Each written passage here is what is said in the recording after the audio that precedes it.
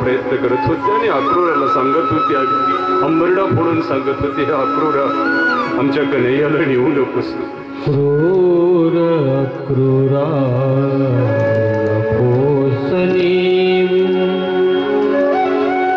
आनंदाचा ठेवा नेऊ नको माधवा अक्रूरा नेऊ नको माधवा. क्रूर अक्रूरा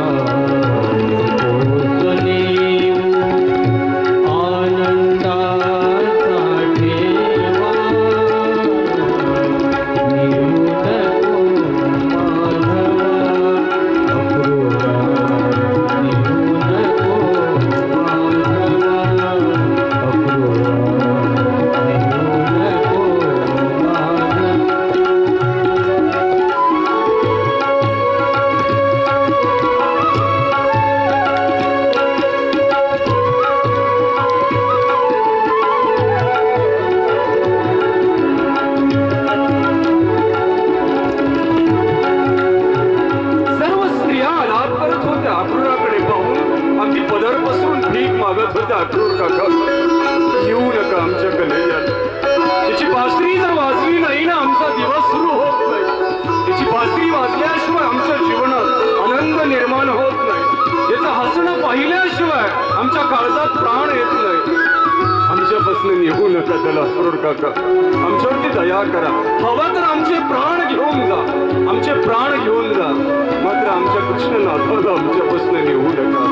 निघण्याची वेळ झाली होती. आई यशोदे जवळ कन्हैया आला आणि आईला म्हटलं, आई येतो ग मी. आई कसं भरल्या डोळ्यांनी आई यशोदेने कन्हैयाकडे पाहिलं आणि कन्हैयाला छातीशी घट्ट कवटाळलं, डोक्यावरून हात फिरवला. मग कन्हैया, माझ्याकडनं काही चुकलं असेल तर मला क्षमा कर. मी तुला रागावली असेल, मी तुला उखळाला बांधलं असेल, तुझ्यावरती संतापली असेल, वैतागली असेल, चिडचिडली असेल, या आईचे अपराध पोटात घे. आई तरी कसं म्हणू मी तुला? तुझी आई तर मी नाहीच ना. तुझी आई तर तिकडे आहे कारागृहामध्ये. आई म्हणण्याचा सुद्धा आज अधिकार माझा तू काढून घेतलास. तसं कन्हैया एकदम थरथरला. म्हटलं, नाही आई यशोदा, तूच तर माझी आई आहेस. येणारं जग तुला माझी आई म्हणून हाक मारेल, युगानयुग माझी आई म्हणून हाक मारेल. आई म्हटली, बस बोलण्यामध्ये फक्त तुझं ऐकत राहावं. मात्र या गोष्टी वास्तवात नसतात कन्हैया. तुझी आई फक्त देवकी आहे. जा आपल्या आईला आनंद दे बाळा, जा. आईचा निरोप घेतला कन्हैया आणि बाहेर आले, रथात बसले आणि रथ आता निघाला त्या गोकुळातलं बाहेर. पाठीमागे फक्त धुराळा उडत होता. जाणाऱ्या त्या रथाकडे जोपर्यंत दूर दिसत होता त्या रथाचा धुरळा दिसत होता. उडणाऱ्या घोड्यांच्या पावलांनी उडणारा जो धुरळा दिसत होता तो जोपर्यंत डोळ्याच्या आड होत नाही तोपर्यंत सर्व गोकुळ त्या रथाच्या दिशेने पाहत होतं आणि शून्य मनाने, शून्य नजरेने धाडकन जमिनीवरती आपले शरीर सगळ्यांनी टाकून नेले. आज कन्हैया आपले गोकुळातलं बाहेर पडलेले होते. सर्व गोकुळ शून्य झालेले होते. इकडे मथुरेमध्ये मात्र तयारीला सुरुवात झाली होती. घराघरापुढे गुढ्या उभारल्या गेलेल्या होत्या, दारादारा तोरणं लावल्या गेली होती, रस्त्या रस्त्यांवरती फुलं टाकल्या गेलेली होती. भगवंताच्या येण्याची तयारी चालली होती या मथुरेमध्ये. आणि भगवंताचं पहिलं पाऊल त्या मथुरा नगरीत पडलं आणि सर्व मथुरा नगरी आनंद. कृष्ण कन्हैया लाल की जय, सर्व जय जयकार चाललेला होता, जयघोष चाललेला होता आणि रथ सर्व मथुरेत फिरत होता. कंसाने जो धनुष्य ठेवलेला होता तो धनुष्य एका क्षणात मोडून टाकला. कडकडाट झाला, विजेचा कडकडाट व्हावा तसा. कंसाच्या मनात कळ निघाली, वेदनेची कळ निघाली. कारण तो धनुष्य जो कोणी मोडेल त्याच्या हाताने तुझा मृत्यू होणार आहे, त्याच्या हाताने, असं कंसाला सांगितल्या गेलेलं होतं. आणि आता कंसाला कळालं की माझं मरण निश्चित आहे. आणि आता एक दिवस तो उगवला त्या मथुरेमध्ये. मंडप टाकल्या गेलेला होता, प्रशस्त मंडप होता. सर्व माणसं बसलेली होती त्या मंडपामध्ये, सर्व मथुरा नगरी बसलेली होती. आणि भगवंताने प्रवेश केला त्या मंडपात. मंडपात प्रवेश करण्याच्या अगोदर 2 हत्ती उभे केले होते कंसाने दारू पाजून. बेधुंद असलेले हत्ती, त्या हत्ती चालून आले भगवंतावरती, कृष्ण कन्हैयावरती. त्या हत्तींना सुद्धा लोळवलं जमिनीवरती. त्यांचे दात खांद्यावरती घेऊन एक एक पाऊल मोठ्या पराक्रमाने टाकत कृष्ण कन्हैया त्या दरबारात आले. आता आखाडा भरलेला होता, मल्लांचा आखाडा. तिथे चानूर आणि मुष्टिक वाट पाहत उभी होती. शरीर कसलेलं होतं, धिप्पाड होती, बलदंड शरीर होतं, 1000 हत्तींचं बळ एकेकाच्या शरीरात होतं. तिथे कुस्त्या सुरू झाल्या. चानूर आणि मुष्टिकाला सुद्धा लोळवलं दोघांनी. आणि आता मात्र हाहाकार झाला. सर्व मथुरा नगरी अगदी उभी राहून आनंदाने जल्लोष करत कुंकवाच्या मुठी उधळल्या जात होत्या, गुलालाच्या मुठी उधळल्या जात होत्या. आणि आता हळुवार हळुवार पावलं टाकत हा गोकुळ निवासी कृष्ण कन्हैया आता कधी सिंहासनावरती गेला कंसाच्या कळाला येणार. कंस एकदम लपकला. अगदी कपाळावरती घामाचे बिंदू जमा झाले. डोळ्यात गरगरती भीती निर्माण झाली. काय करावं सुचेना. बाष्कळासारखं बडबडायला लागला कंस. अरे याला पकडा, या गवळटाला, याला कारागृहात टाका, याच्या आई बापाला मारून टाका. बडबड करायला लागला. तसं कन्हैयाने धक्का दिला कंसाला. फक्त जो अगोदरच मेलेला असतो ना मनाने, त्याला एक धक्का सुद्धा पुरतो. पाहतो त्याला वाऱ्याची एक झुळूक सुद्धा पाडून टाकते जो मनाने मेलेला असतो. कंस अगदी गडगडत खाली आला सिंहासनावर. डोक्यावरचा मुकुट गडगडून खाली पडला आणि त्याच्या छातीवरती भगवंत बसले. कंसाने डोळे विस्पारले. डोळ्यात भगवंताचं दर्शन त्याला झालं. हा कंस आपल्यापेक्षाही चांगला म्हणावा की त्याला मरताना देव तरी दिसला समोर बसलेला. आपल्याला मरताना देवही दिसत नाही. आपल्याला नातवंड दिसतात, सुनबाई दिसते, मुलगा दिसतो, आमका दिसतो, फलाना दिसतो. हो की नाही? मरताना आपलं मरण चांगलं होतं का? कंसाला छातीवरती भगवंत बसलेला आहे आणि मरताना देवाचं रूप पाहत, त्याचे डोळे पाहत, त्याचा चेहरा पाहत कंसाने आपले शेवटचे श्वास घेतले. बोला कृष्ण कन्हैया की जय. कंसाचा उद्धार भगवंतांनी केला. काही क्षणात कंस मरून गेला. सर्व द्वारका नगरी, मथुरा नगरी आनंदून सगळीकडे जल्लोष झाला. आणि आता त्याच्या अंत्यसंस्काराची वेळ झाली. कंसाची सायंकाळची वेळ झाली होती. चंदनाची लाकडं रोवल्या गेलेली होती. पहा मारलं सुद्धा कंसाला कृष्ण कन्हैयाने स्वतः. आणि आता अंत्यसंस्कार सुद्धा स्वतः करतात. चंदनाची लाकडं आहेत, त्याच्यावरती त्याचं प्रेत ठेवल्या गेलेलं आहे आणि त्याला अग्निडाग दिला. सायंकाळचा जाणारा सूर्य सुद्धा क्षणभर गोंधळला की या कंसाचे अनेक अत्याचार मी पाहिले. सूर्य म्हटलं आज हा कंस संपलेला आहे. आपण जे जगतो ना, आपलं जगणं पहा कसं असतं. कंसासारखं नसलं पाहिजे आपलं जगणं. कंसाने चितेवरती झोपलेला कंस, त्याचं शरीर आपल्याला सांगतं मेलेलं शरीर. जसा मी जगलो अहंकारामध्ये, जसा मी जगलो अभिमानामध्ये, तसं जगू नका. सांगतं की प्रत्येक मेलेला माणूस आपल्याला काहीतरी सांगून जातो. बघा मी खूप धन करत होतो, मी खूप पैसा करत होतो, मात्र माझ्यासोबत काहीच नाही आलं. जातं का काही कोणासोबत? कंसाला खूप वाटत होतं मरू नये, खूप वाटत होतं मरू नये, पण आलं की नाही मरण. आपल्यालाही खूप वाटतं मरावं नाही, जगावंच, फक्त जगावं, पण मरण येतं की नाही कळतं नाही. कधी गचकाने अटॅक येतो. आपण त्या दिवशी ऐकलं येतं की नाही मरण. चुकतं का कुणाला? मरण कुणालाही चुकत. कंसाच्या शरीरात आता धूर बाहेर पडत होता आणि आपल्याला सांगत होता की जसा मी जगलो तसा जगू नका. असत्य जे असतं ना, असत्य, संसार हा असत्य आहे, मात्र तुम्हाला सत्य वाटतं. तो तुम्हाला वाटतं संसारात सगळं काही खरं आहे. सत्य असत्य आहे संसार, मात्र आपण त्याला सत्य मानून बसलो. आणि जे सत्य आहे भगवंत, त्याला आपण असत्य मानून बसलो की नाही. त्याची काय गरज आहे आपल्या संसारामध्ये त्या देवाची? हो की आपण असत्याला घट्ट चिटकून बसलो. जे खरं नाही त्याला खरं समजून बसलो आणि इथे आपली गफलत होती. ज्या वस्तू खऱ्या नाही, जे धन खरं नाही, जे घर खरं नाही, त्याला आपण खरं मानून बसलो. एका रस्त्याने प्रेत यात्रा चालली होती. 4 लोकांच्या खांद्यावरती प्रेत होतं. एक दारुड सायकलवर बसून आला, असं असं असं असं असं असं असं आलं आणि त्या प्रेताच्या मध्येच सायकल घातली. 4 लोकांच्या खांद्यावरती धडक्याने खाली पडलं ते. त्यातल्या 4 माणसात एक म्हणे, तुला कळायला पाहिजे, तुला अक्कल पाहिजे, अरे इतका मोठा माणूस तू कुशाल सायकल घातली, त्याला पाडलं. तसं ते दारुड म्हटलं, ए शांत बस, जे पडलंय ते काही बोलतंय का? जसं त्या दारुड्याला भास झाला, तो मेलेला होता, मात्र तरी त्याला वाटलं तो जिवंत आहे. तसं आपण संसारामध्ये नशा असते मोहाची, अभिमानाची, त्याच्यामुळे हा संसार मेलेला आहे, हा असत्य आहे, तो आपल्याला सत्य वाटतो नशेमध्ये, मोहाच्या नशे. मग आपण म्हणतो आहे त्या दारुड्यासारखं आपण मेला सत्य समजून बसतो. कंसाचं तसंच झालं होतं. त्याला कळालं होतं तुला मरण येणार आहे, त्याने सुधारायला पाहिजे होतं. सुधारलं का? नाही सुधारलं. परीक्षितला कळालं मरणार आहे 7 दिवसात. त्याने किती कल्याण करून घेतलं स्वतःचं. 7 दिवसात मी मरणार आहे, मी कसं जगलो पाहिजे याची व्यवस्था त्याने लावली. आपल्याला कळतं 100 वर्षानंतर मरायचं आहे, आपण कुठली व्यवस्था लावतो का? मरण्याची कुणी तयारी करतं का आपल्यापैकी? बसल्यांपैकी केली का कुणी मरण्याची तयारी? उद्या जायचं बाई कसं करावं, मरायचं बाई केली का कुणी तयारी? आपण मरण्याची तयारीच करत नाही, हो की नाही? आणि मग एक दिवस मरण येतं मग कळतं आता काय झालं, पुन्हा होऊन गेले ना आणि काही सांगितलं नाही ना, हो की नाही? होतं की नाही आपलं असं? आणि चाव्या कोणाकडे दिल्या कळालंच नाही, त्या तर देऊन जावं ना, हो की नाही? मग आपल्याला कळतही नाही कधी मरण येतं. कंसाच्या मरण्याने जगाला एक संदेश दिला, खूप मोठा संदेश दिला कंसाच्या मरण्याने, की मी असत्यावरती प्रेम करत होतो, मी मृत्यूला विसरून गेलो होतो. मृत्यूला कोणीच विसरू नये, कामा नये. आपण इतका संदेश या भजनातून दिलेला आहे की जे जे मरण विसरले ना त्यांनाही मरावं लागलं. तुम्हाला कळालं का हिंदी भजन काय होतंय?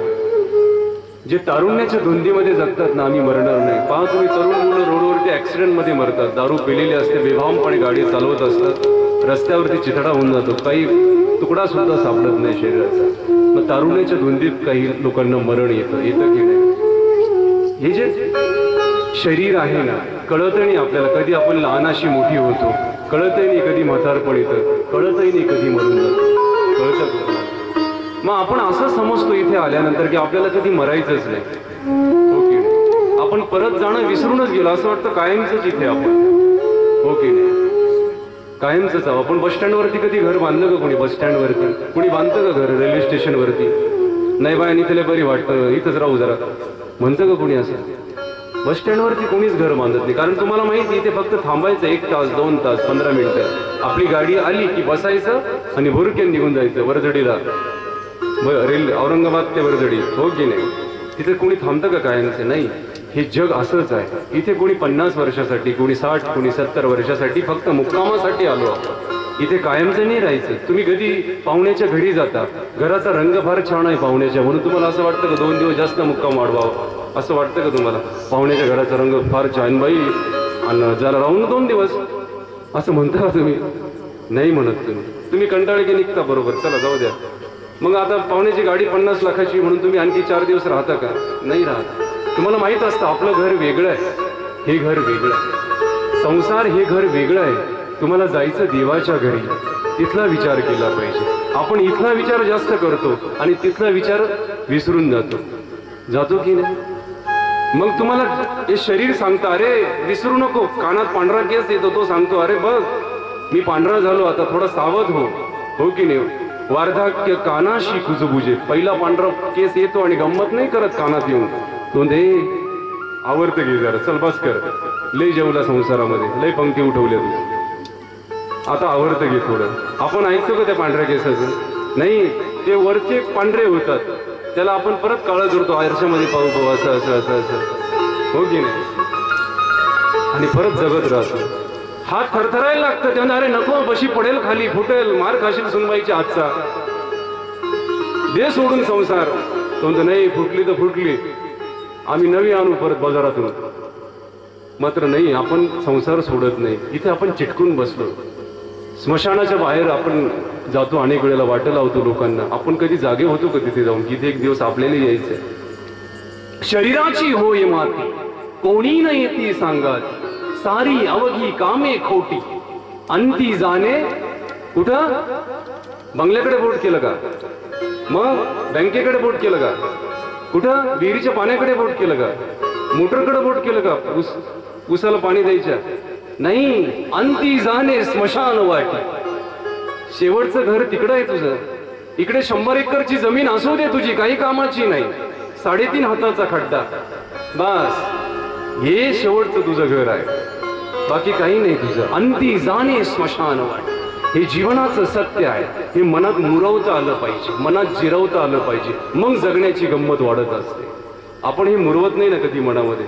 मुरवतो का? आणि या लग्नाला जायचं आणि त्या लग्नाला जायचं, या वाढदिवसाला जायचं त्या वाढदिवसाला जायचं, हे तुझा जीवनाचा वाढदिवस राहिला ना बाजूला. आणि म्हणून कंसाने आपल्याला सांगितलं, कंस कोण होता? भगवंताचा मामा होता. मग देवाचा मामा होता म्हणून त्याला मरण चुकलं का? तुम्ही तर देवाचे कोणीच लागत नाही. तुम्ही तर म्हणता नाही भाऊ, माझं पोरग, हे माझं घर, हे माझा परिवार. देवाचं नाही आपलं काही घेणं देणंच नाही, असं आपण जगतो. हो की नाही? जगतो की नाही आपलं? आपण फक्त म्हणतो तुम्ही व माताचे पिता तुम्ही, तोंडाने म्हणतो, तोंड चरचर करतं फक्त, मात्र मन मध्ये मनाने कधी म्हणतो आपण तू माझा खरंच माता, तू माझी माता आहेस म्हणतो का आपण? एका दारोड्याला पकडलं पोलीस लोकांनी, रात्रभर पोलीस स्टेशनमध्ये ठेवलं. सकाळी एक जण आलं त्याला सोडवायला. पोलीस म्हणलं, ए कोण आहे तू याचा? तो म्हटलं मी याचा लांबचा नातेवाईक आहे. काय म्हटलं? याचा लांबचा नातेवाईक आहे. पोलीस म्हणलं, अरे असशील लांबचा, पण काहीतरी नाव असेल ना तुमच्या नात्याला. तो म्हटलं मी याचा सख्खा भाऊ आहे. काय म्हटलं? मी याचा सख्खा भाऊ आहे. मग पोलीस म्हणलं लांबचा नातेवाईक कसा म्हणतो? डोळे ताणून. तो म्हणलं त्याचं असं आहे साहेब, त्याच्यामध्ये आणि माझ्यामध्ये 6 भावाचं अंतर आहे. किती भावाचं? 6 भावाचं, म्हणून लांबचा नातेवाईक. मी पहिला आहे, तो शेवटचा आहे. मग देवामध्ये आणि आपल्यामध्ये किती अंतर ठेवलं आपण? कधी ते अंतर कापण्याचा प्रयत्न केला का आपण? खरंच तू माझी माता आहेस परमेश्वरा, ते अंतर कापण्याचा कधी प्रयत्न केला का आपण?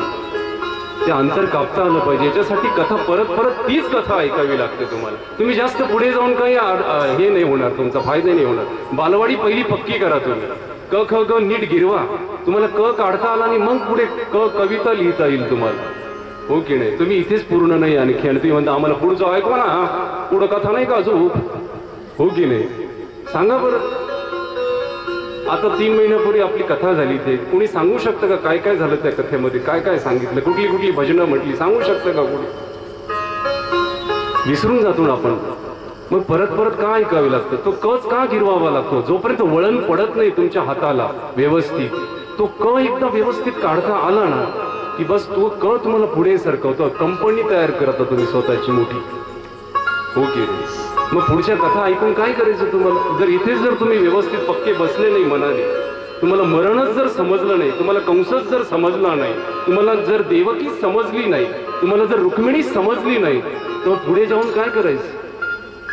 हो की नाही? इथे अगोदर ही कथा समजून घ्या. बालवाडी पहिली पूर्ण करा आणि मग पहिली प्रवेश घ्या. हो की नाही?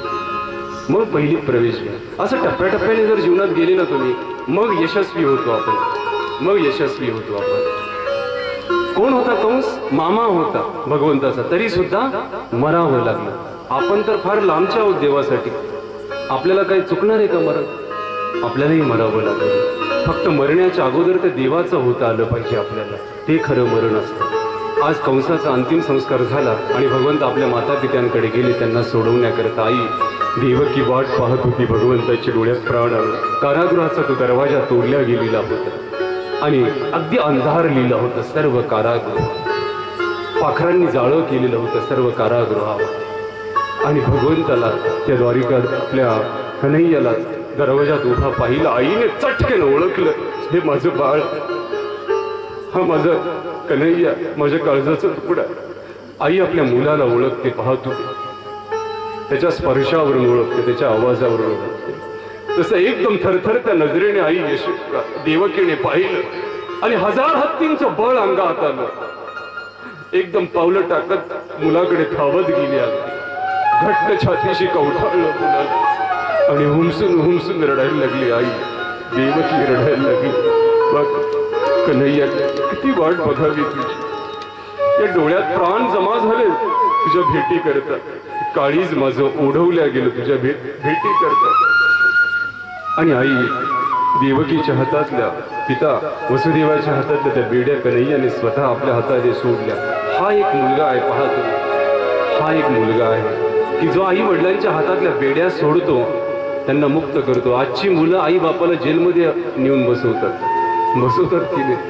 अनाथ आश्रममध्ये नेऊन बसवतात, बेड्या टाकतात अनाथ आश्रममध्ये त्यांच्या हातात टाकतात की नाही? मग असा मुलगा आपल्याला नको का? मग या मुलाला तुम्ही ही कथा ऐकवणार नाही का तुमच्या मुलांना परत परत की अरे बाळा, तुला असा मुलगा व्हायचा, आई वडिलांच्या हातातल्या बेड्या काढणारा, त्यांना अनाथ आश्रम मध्ये नेऊन बसवणारा मुलगा नाही व्हायचं तुला. आई वडिलांना सोडवणारा मुलगा व्हायचा आहे तुला.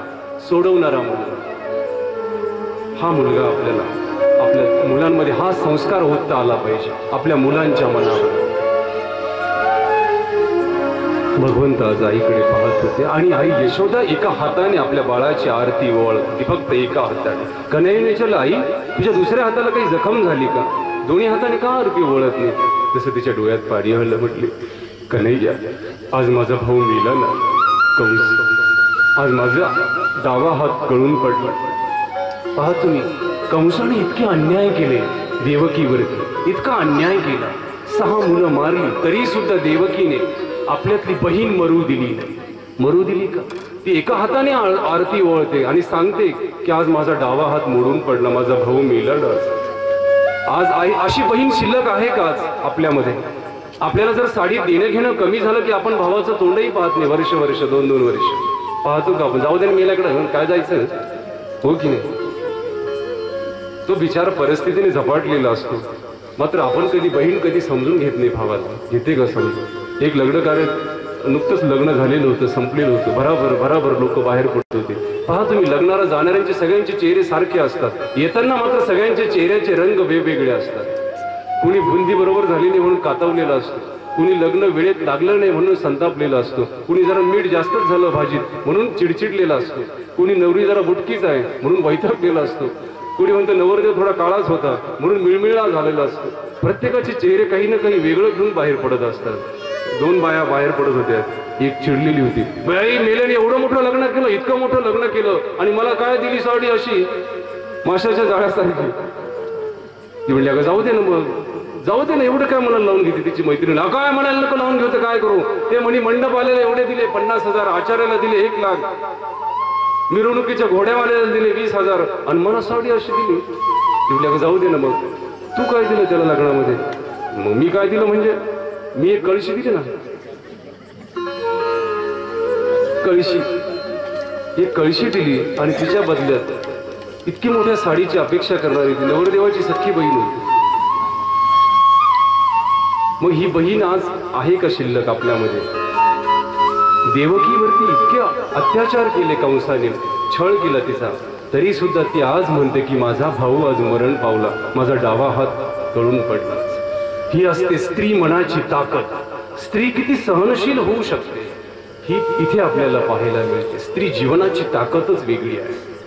ती बहीण असते ना तेव्हा सुद्धा शोभून दिसते, ती फक्त बहीण म्हणून सुद्धा शोभून दिसू शकते. आज वारकरी संप्रदायामध्ये जर मुक्ताबाई नसती ना, मुक्ताबाई, तर संत ज्ञानेश्वर सुद्धा जगाला मिळाले नसते. त्यांनी स्वतःला कोंडून घेतलं होतं, दार बंद केलेलं होतं आणि ती मुक्ताई अगदी लहान वयाने ती म्हणती, दादा दरवाजा उघडला, योगी पावन मनाचा, साई अपराध जनाचा, विश्व रागे झाले वंदी, तरी आपण व्हावे पाणी, ताटी उघडा ज्ञानेश्वरा. तिने आपल्या भावाला उभं केलं आणि बाहेर आले संत ज्ञानेश्वर आणि मग भगवद्गीतेवरची टीका ज्ञानेश्वरी त्यांनी लिहिली. कोणी उभं केलं आपल्या भावाला? एका बहिणीने उभं केलं. इकडे मानव संप्रदायामध्ये सुद्धा काल आपण पाहिलं, महदम्मा होती, महदाईसा आपल्या भावाला पाठीवरती घेऊन आली आणि मग मानव संप्रदाय उभा झाला. ही असते स्त्री जीवनाची ताकद. आज दोघी माता पिता भगवंताची धन्य झाली आणि सर्व मथुरा नगरी आनंदून गेली. आता सिंहासन रिकामं झालेलं होतं कंसाचं. त्या रिकाम्या सिंहासनावरती कुणाला बसवलं माहिती आहे? भगवंत स्वतःही बसले. उग्रसेनाला बसवलं. उग्रसेन हा पिता होता कंसाचा, तरी मारून दडपून त्याला कारागृहात टाकलं होतं. ते सिंहासनावरती एका वृद्ध माणसाला बसवलं. आपण देतो का आज वृद्धांना एवढा सन्मान? आपल्या घरात वृद्ध लोक असतात, त्यांना तर आपण म्हणताय लग्नाच्या बैठकीत न घेऊ, त्याला काही बोलू नको, हो की नाही? त्यांना बाहेर बसवतो आपण, लग्नाच्या बैठकीत बसू देत नाही. बसकेन म्हातारं काही बोललं तर. एकदा असंच झालं, एक लग्न ठरलं आणि त्या नवरीकडच्या बापाने आट घातली, जर लग्नामध्ये म्हातारा माणूस दिसला आम्हाला की आम्ही लग्नच विस्कटून टाकू, मोडून टाकू परत. त्या मुलाचं जुळतच नव्हतं, त्यामुळे इकडून तिकडून जुळलं. बायकोही चांगली, जाऊ दे ना, एवढी आट आपण मान्य करू. नाही दिसू देणार आम्ही म्हातारं लग्नामध्ये. ते पोरग बावचळलेलं उठून उभं राहिलं, म्हटलं नाही दिसू देणार आम्ही म्हातारं माणूस, आमच्या गावातलं कुणीच म्हातारं दिसणार नाही लग्नात तुम्हाला. बरं, ते म्हटले मग आम्हाला सुपारी फोडा, मान्य आहे आम्हाला. झालं. आता याचा आजोबा अगोदरच तयारीत होतं या नवऱ्या मुलाचं. थोडे बावळटा, तुला काही कळतं का? काय म्हटलं तू त्यांना? म्हातारं दिसणार आणि मी इतक्या दिवसात तुझ्या लग्नाची वाट पाहतो, मी येलो नाही अजून, आणि तू म्हणतो की म्हातारं माणूस न्यायचं नाही, मी आल्याशिवाय राहणार नाही. ते म्हातारं म्हटलं. यालाही माहित होतं आपलं म्हातारं काय ऐकणार नाही, ऐकणारच नाही. मग आता लग्नाचा दिवस उगवला, वराड भरलं गावात, टेम्पो भरला सगळा. मग म्हाताऱ्याला कसं न्यायचं? म्हातारं गुंडाळलं शालीमध्ये आणि बसवलंय का कोपऱ्यात. दिसता कामा नाही, दिसू नये व नवरीच्या बापाला. उगाच लग्न मोडलं तर काय करावं. मग आता आली ही सर्व वराड आलं, अगदी गावाच्या काठावरती आलं, तिथंच थांबवलं सगळं वराड. तिथे नदी वाहत होती. नवरीच्या बापाने त्यांना आड घातली, जर ह्या वाहणाऱ्या नदीमध्ये तुम्ही जर दूध वाहू घातलं पूर्णपणे, दूध पाण्याच्या ऐवजी, तरच आम्ही वराड आतमध्ये येऊ देऊ, विशीच्या आत. झाली का पंच? हे उतावळ होतं अगोदर लग्न करा नाही. ते म्हटलं आता काही खरं नाही, आपल्याकडे इंबिन 2 म्हशी, त्यातली अर्धी दूध देते अर्धा लिटर, अर्धी काहीच देत नाही, चारा नाही आपल्याकडं, चला वापस घेऊन वराडा. तसं म्हातारं गुंडाळलेलं म्हटले, शाल काढ माझ्यावरची. शॉल काढली. काय म्हटलं, वराड वापस न्यायचं? येडा झाला का तू? एवढ्या लांब पेट्रोल खर्च करून आलो, वराड कशाला वापस नाही? अहो बाबा, तुम्हाला माहितीये का त्यांनी काय आड घातली? काय ते म्हणतात, ही नदी वाहते पाण्याची, इथे पाण्याच्या ऐवजी दूध वाहू घाला तुम्ही, मग आम्ही वराड आतमध्ये येऊ देऊ. म्हटलं अरे वेड्या, एवढीच गोष्ट आहे ना, तू त्या नवरीच्या बापाला जाऊन सांग, त्यांना म्हणा दूध आमच्याकडे तयार आहे, पूर्ण दूध, अगोदर नदी तुम्ही खाली करा सगळी. ते नवरीचा बाप म्हटलं, यांच्यात नक्की कुणीतरी म्हातारं दिसतं, तपास करा पटकन. अख्खं वराड चेक केलं, ते म्हातारं सापडलं. याचं डोकं आहे म्हणे या म्हाताऱ्याचं. आणि म्हणून म्हातारी माणसं काय करू शकतात, त्यांची एक एक सुरकुती चेहऱ्यावरची अनुभव घेऊन उभी असते. म्हाताऱ्यांनी लहानांना आपले अनुभव द्यावे, अगोदर सांगावं असं करा तसं करा, मार्गदर्शन करावं. हे असतं म्हाताऱ्या लोकांचं कर्तव्य. त्यांच्या चेहऱ्यावरची एक एक सुरकुती, खूप सगळे अनुभव असतात त्याच्यावरती, असतात की नाही. आणि म्हणून वृद्धांना सन्मान दिला गेला पाहिजे. कृष्ण कन्हैयाने आज त्या मथुरेच्या सिंहासनावरती उग्रसेनाला बसवलं, कंसाच्या पित्याला. तोही आनंदून गेला, तोही आनंदून गेला. अशा प्रकारे मथुरेचं राज्य व्यवस्थित सुरू झालं. आणि आता भगवंत संदीपानी ऋषींच्या आश्रमात गेले, तिथे विद्याध्ययन केलं. विद्याध्ययन पूर्ण करून भगवंतांनी जरासंधाला 17 वेळा पराभूत केलं. कारण जरासंधाच्या 2 मुली कंसाच्या बायका होत्या, पत्न्या होत्या. त्या आता विधवा झाल्या होत्या. आपल्या बापाकडे गेल्या, रडत म्हटल्या, तुम्हाला काही कळतं का? तुमच्यासारखा पिता असताना आम्हाला वैधव्य यावं, आमच्या पतीला मारावं एका मुलाने. संताप जागा केला बापातला आणि 18 वेळा चढाई करून गेला. 18 वेळा बांधून पाठवला वापस जरासंध, तरी सुद्धा ऐकलं नाही त्यांनी. आणि आता भगवंतांनी स्वतः एक नवी नगरी निर्माण केली, द्वारका नगरी सोन्याची. आपल्यामुळे त्रास होऊ नये मथुरेतल्या माणसांना, म्हणून एक नवं निर्माण केलं एका नगरीचं. समुद्राच्या मध्यभागी सोन्याची द्वारका निर्माण, झगझगीत असलेली द्वारका, अगदी सूर्यप्रकाशात चमकून जायची ती द्वारका. आता द्वारकेमध्ये सगळी सुख हात जोडून उभी होती. सगळी सुख, दारादारात सुख नांदत होतं, घराघरात सुख नांदत होतं. कुठलीच कमतरता त्या द्वारकेत नव्हती, फक्त एकच कमतरता होती. सर्व द्वारकेमध्ये एकच कमतरता, प्रत्येकाच्या डोळ्यात ती कमतरता होती, प्रत्येकाच्या काळजात ती कमतरता होती. ती कमतरता होती, भगवंताच्या बाजूला जे सिंहासन होतं ना रिकामं, त्या सिंहासनाची मालकीन कोण होणार? या द्वारका नगरीची महाराणी कोण होणार? याची सगळ्या त्या नगरीला, द्वारका नगरीला ओढ लागलेली होती. नेमकी कोण असेल तिथे बसणारी मानकरीण कोण असेल, जिला आम्ही महाराणी म्हणावं, जिला महाराणी म्हणताना आमचा ऊर अभिमानाने भरून यावा, अशी नेमकी कोण असेल? असा विचार सर्व द्वारका करत होती. आणि हाच विचार इकडे कौंडण्यपुरामध्ये एक पिता करत होता, बसलेला सिंहासनावरती. भीष्मक नावाचा हा पिता, त्याच्या चेहऱ्यावरती चिंतेच्या छटा पसरलेल्या होत्या, डोळ्यामध्ये खोल खोल निराशा पसरलेली होती. त्याच्या प्रधानाने विचारलं, म्हटलं महाराज काय चिंता करत तुम्ही? तसं तो म्हटलं, माझी मुलगी आता तरुण झाली, रुक्मिणी, तिचा विवाह मला करून द्यावा लागेल, तिला योग्य पती मिळाला पाहिजे, चांगला पती मिळाला पाहिजे. म्हणलं महाराज बस, तुम्ही चिंता करू नका, मी शोधून आणेल तुमच्या मुलीसाठी सुयोग्य वर. तसं तो म्हटलं, कसा शोधून आणशील? तो म्हटलं, माझ्याकडे एक किन्नर पक्षी आहे, किन्नर नावाचा पक्षी, तो सर्व भारतामध्ये फिरून आलेला आहे. त्याला सगळ्या राजांचे स्वभाव माहिती आहे, कोण कसं वागतं, कसं बोलतं, कसं चालतं, कुणाचं किती धन, कोणाचं किती राज्य, किती संपत्ती, सगळं त्याच्याकडे अंदाज आहे.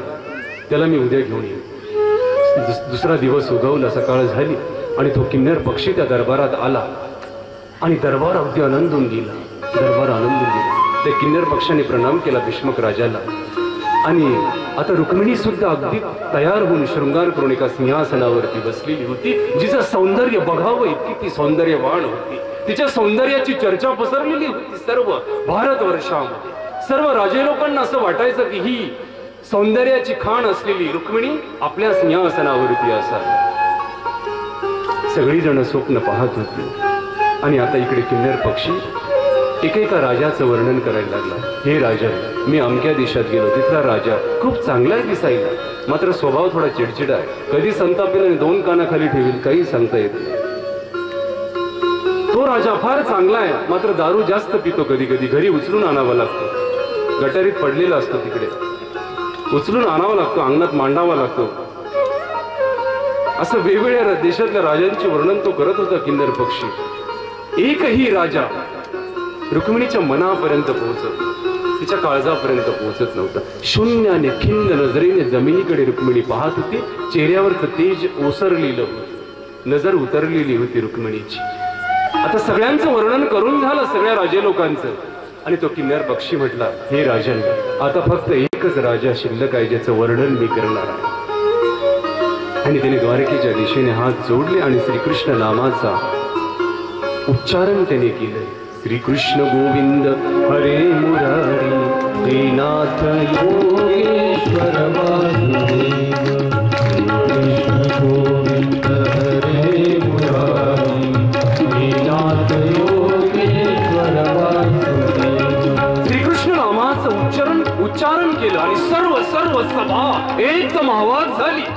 सगळी जण मन कानात आणून आता वर्णन ऐकायला लागली श्रीकृष्णांचं. रुक्मिणीची शून्य आणि खिन्न नजरेने जमिनीकडे पाहत होती. ती रुक्मिणी सुद्धा एकदम आषाढभूत झाली. अगदी पालवी फुटावी झाडावरती, तिच्या मनावरती आता आशेची पालवी फुटली. डोळ्यांमध्ये तेज दाटून आलं, चेहऱ्यांवरती लक्ष सूर्यांचं तेज दाटून आलं. एकदम रुक्मिणी आता आवाकून वर्णन ऐकायला लागली. तो वर्णन करत होता किन्नर पक्षी. हे राजन, त्याचं सौंदर्य मी तुला काय सांगू. तो इतका सुंदर आहे, इतका सुंदर आहे की अप्सरा सुद्धा तपश्चर्या करतात. अप्सरा सुद्धा त्याला पाहण्या करतात, इतका तो सुंदर आहे. रुक्मिणी एक एक गुण कानातून मनात आणत होती. एक एक गुण, त्याचा पराक्रम, त्याचं शौर्य, त्याचं औदार्य, त्याची सत्ता, त्याची संपत्ती, सर्व वर्णन तो करत होता. सर्व सभा ऐकत होती आवाकून, सर्व सभा ऐकत होती. तसं कोपऱ्यातनं एक आवाज आला, एकदम मोठ्याने आवाज आला. अरे बंद करते वर्णन. कुणाचं वर्णन करतोस? त्या गवळटाचं. अरे ज्याच्या आईचा पत्ता नाही. कुणी म्हणतं यशोदेचं, कुणी म्हणतं देवकीचं, ज्याने आपल्या मामाला मारलं. तो देवाचा द्वेष करणारा रुक्मिणीचा भाऊ होता. पहा तुम्ही, देवाचा सुद्धा द्वेष करणारी माणसं जगात असतात, जी राहतात देवाच्या दिलेल्या शरीरात, मात्र तोंडाने द्वेष देवाचा करतात की नाही. देवाचा सुद्धा द्वेष करणारी माणसं कमी नाही जगामध्ये. तो द्वेष करायला लागला. तो म्हटला, कुणाचं वर्णन करतोस तू? बंद कर. माझी बहीण लग्न करेल तर फक्त शिशुपाला बरोबर करेल, शिशुपाला बरोबर. आता मात्र रुक्मिणी कासावीस झाली. तिच्या मनाचे तुकडे तुकडे झाले, काळजाच्या चिंध्या झाल्या, डोळ्यात अश्रू जमा झाले. धडकन रुक्मिणी जमिनीवरती पडली. सर्व सभा आपापल्या घरी निघून गेली. आता रुक्मिणीला ताप आलेला होता, सर्व अंगात ताप फणफणत होता. तिला तिच्या राजमहालात आणल्या गेलं होतं. तिच्यावरती उपचार केल्या जात होते, तिच्या अंगाला चंदन लावल्या जात होतं रुक्मिणीच्या. कारण ताप इतका भयानक होता. देवाचा विरह ताप होता, तो भगवंताचा विरह ताप वाढत होता. तिच्या दुःखाचं कारण, तिच्या वेदनेचं कारण कुणाच्याही लक्षात येत नव्हतं, कुणाच्याही लक्षात येत नव्हतं. रुक्मिणी मात्र मनाच्या अगदी खोल जाऊन काळीज देठातून त्या द्वारिकानाथाला आवाज देत होती, हे प्रभू, बस आता तूच माझं रक्षण करू शकतोस. तुझं सानिध्य फक्त तूच मला देऊ शकतो. तुझा माझा देवा कारे वैरकार, तुझा माझा देवा कारे वैरकार. दुखाचे